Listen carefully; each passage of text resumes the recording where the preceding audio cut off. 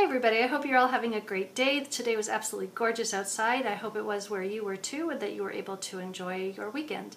It's winding down now, but I'm getting ready to meet some friends for dinner, but I wanted to make a really quick video because this afternoon I had our little city had an antique crafts fair, but most of it was like vintage and reproduction and just some antiques that they set up little booths for. So I did look and see a lot of really, really nice things, and I picked up just a few that I wanted to share with you.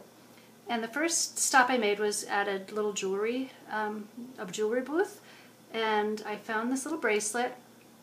It's kind of a sparkly rhinestone bracelet. None of the stones were missing, and this was $3, so I thought that was a pretty good deal, and I really liked it.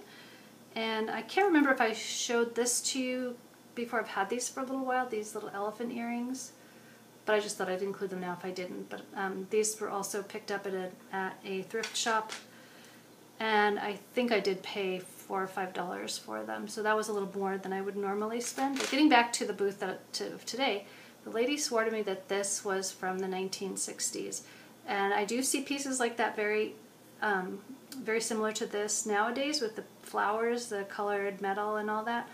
But if this was really from the 1960s and I paid $5 for it, then I think that's not a bad deal. And then also this little chain, it's just a plain chain, chunky, kind of on the heavier side, but I thought it went really well with this dress that I'm wearing. I got this dress at Ross, but it's a sheath dress, and it just really, the print and the cut of it, the fit of it really reminded me of something that they wear on Mad Men, and I'm very Mad Men obsessed, in case you couldn't tell that. And then I went, this was from a couple, maybe about February, I saw this little, at the used bookstore, I found a couple of books, and this one is by Reeve Lindbergh, who is the daughter of Charles Lindbergh and Anne Morrow Lindbergh, and when I was a young girl I was completely obsessed with Mrs. Lindbergh. I read all her poems and books and stories, and I just read everything I could find about her and her husband, and you know, I was just so devastated when I found out that they were both unfaithful to each other, but that's neither here nor there. Anyway, I was kind of happy to find this little book. I thought it would be fun to read to my grandson when he's a little bit older. Even though I don't consider myself a hippie, I'm definitely maybe a little on the quirky side because, hey, I'm making YouTube videos, and yeah. And then this was the other book that I found there. You know, of course, this is also a reproduction of the 1940s Dick and Jane series, but this book was printed in 1984, so hey, that's pretty vintage nowadays too. And they originally wanted $8.24 for it, but I got it for 50% off of $2.95, so that wasn't bad at all. And then today, oh yeah, and then one more pair of earrings that I found. I thought they kind of went with this a little bit, and these were just $1, and I don't think they're vintage, but I just liked them.